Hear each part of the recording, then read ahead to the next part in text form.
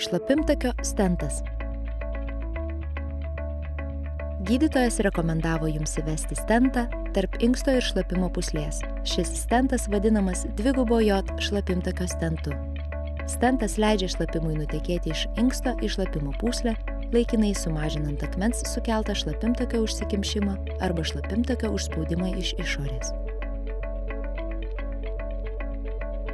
Inksto geldelė yra sritis, kurioje inkstas jungiasi su vienu iš šlapimtakių.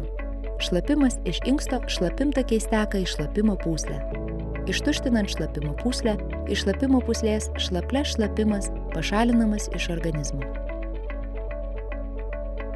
Šiame filmuke rodomas akmens sukeltas šlapimtakio užsikimšimas. Šlapimas negali nutekėti iš inksto į šlapimo pūslę. Tai sukelia užkimšimą, obstrukciją ir kartais skausmą. Paprastai ši procedūra atliekama bendrosios anestezijos sąlygomis.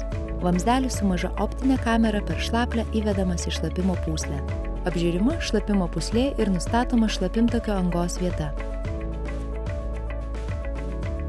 Galima atlikti kontrastavimą, kad būtų įvertinti šlapimo takai ir nustatyta obstrukcijos vieta. Dabar rentgeno vaizduose galima aiškiai matyti šlapimtakį ir obstrukciją. Per kamerą į inkstą įvedamas vielinis kreipiklis. Dvigubo J stentas įkišamas ant šio vielinio kreipiklio. Abiejuose stento galuose yra J formos užrietimai, skirti vamzdeliui užfiksuoti. Rentgenu patikrinama, ar abu galai tinkamai įtvirtinti inkste ir šlapimo pūslėje. Vėliau stentas pašalinamas arba kartais naudojamas kaip laikina intervencija prieš šalinant akmenį kita procedūra. Iš ligoninės jūs išleis tada, kai gebėsite pakankamai ištuštinti šlapimo pūslę, nekarščiuosite ir nebus kitų negalavimų.